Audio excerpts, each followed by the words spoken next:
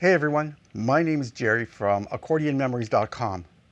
Back in 2018, I had the extraordinary pleasure of meeting the curator and owner of the New England Accordion Connection and Accordion Museum in Canaan, Connecticut. The gentleman's name is Paul Ramunni. We've since then become good friends. And I would like to share with you a little bit of an interview that he and I did back in 2018. So Paul, this love affair that you have with accordions, would you be able to share with us a little bit how it started, how this evolved into a wonderful museum, and why don't you tell us a little bit about your book? Okay, I think I can do that. It started when I was 10 years old, out on Long Island, New York, where my mother came to me and said, "Your father and I want you to learn how to play the accordion." And I remember saying to her at the age of 10, "Anything but that, Mom, anything but that." But the long story short was I ended up playing from 10 to 17 years of age, 18 years of age actually, and then I went off to college. And the accordion went into a closet for 42 years. Now, fast forward to 2008, and we're on vacation in Vermont, in the middle of nowhere, and I woke up one day wanting to play the accordion again. And a long story short on that is that I started looking around and finding them. Tag sales, garage sales, people had them in their closets, in their basements, in their attics, and I started collecting them. But what came with the accordion were the stories.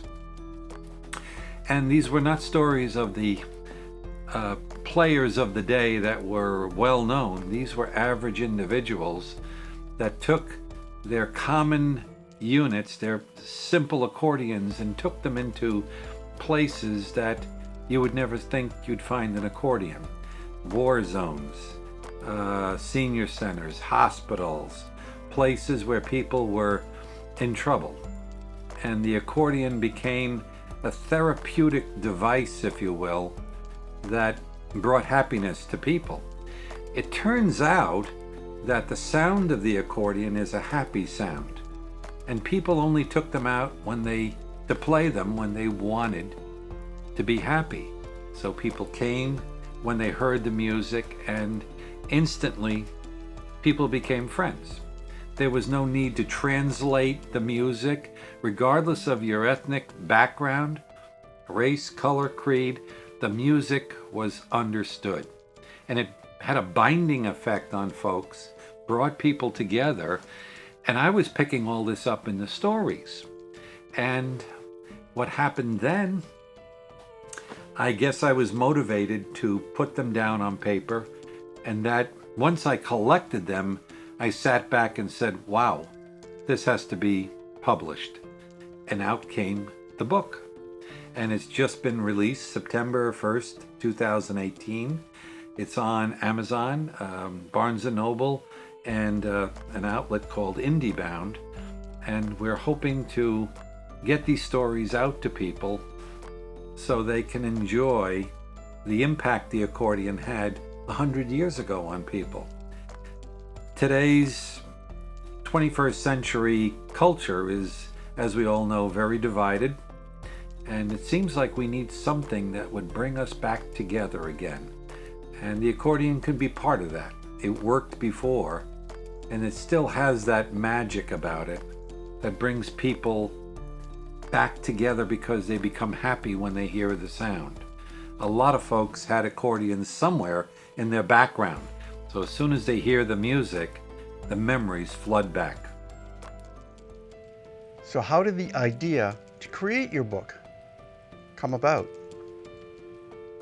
Well, quite frankly, there were quite a few folks when they heard I was collecting the stories, and generally it was when they visited our museum, because the impact of seeing 300 accordions or more in a vintage accordions in a museum, and then another 200 accordions that we have in our showroom that are for sale, they were overwhelmed. And then they heard some of the stories, and they would forcefully in some cases tell me, you've got to put this on paper. You've got to get this out to people, because it's not really about the equipment. It's about the impact the equipment had on the lives of people who were in trouble, who went through World War II, World War I, the Great Depression, that era when the accordion was most famous and most needed. And that, plus there was an individual named Tony Lavello, who was a noted accordionist. He just passed a year ago as of this discussion. His last words almost to me were, put the book together. You have to tell people about the accordion and what you found. It's too valuable not to let them know. So that was kind of my final promise to him, that I would publish the book, and now we have it.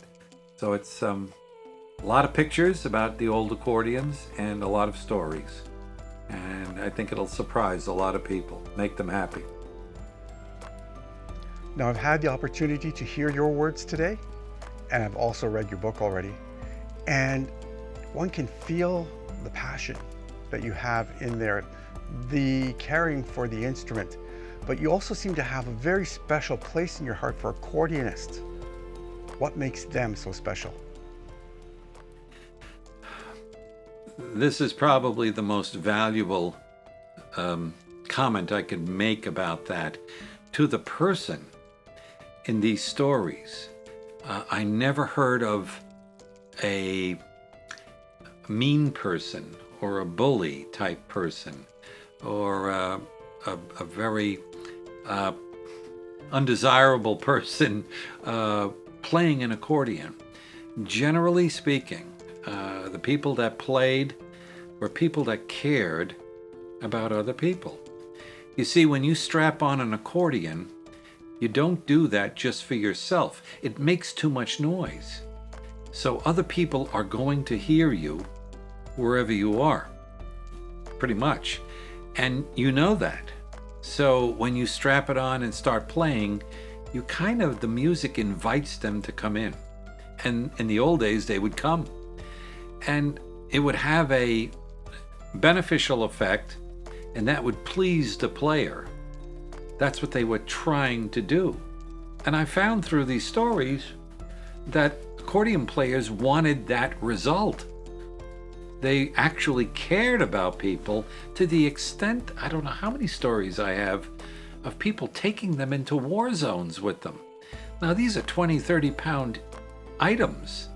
If somebody puts you in a war zone, the last thing in the world you'll be thinking of bringing is your instrument, your accordion.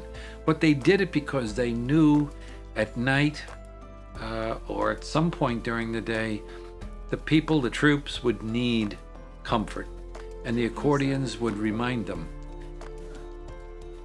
The accordions would remind them of their homes, their families, and friends.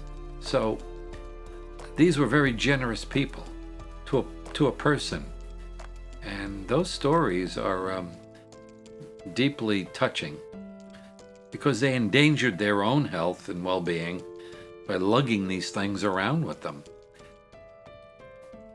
That's a way to put it, that what they wanted to do was pass on their happiness, their joy, as a gift. And they knew that one way to do it, a very efficient way, because you can touch a lot of people with just one song, was to make them happy by playing. And that was their gift to people, especially people in need at critical moments in their lives. Paul, as you can see, is a very special man with a very special mission in life, and that's to save the accordion. He's doing an amazing job, and I would like to encourage every one of us to come and visit him over in Canaan, Connecticut. He's recently moved to the abandoned railroad station, which has been turned into a museum and is apparently amazing. At the making of this little clip, I've not had the opportunity to visit this location, but I'm so eager to go. And you know that the moment that the Canadian borders open up for us and let me come across to go visit him, that I will. Everyone, please take care during these trying and hard times through the pandemic. Take care. Thank you very much for watching. Bye-bye.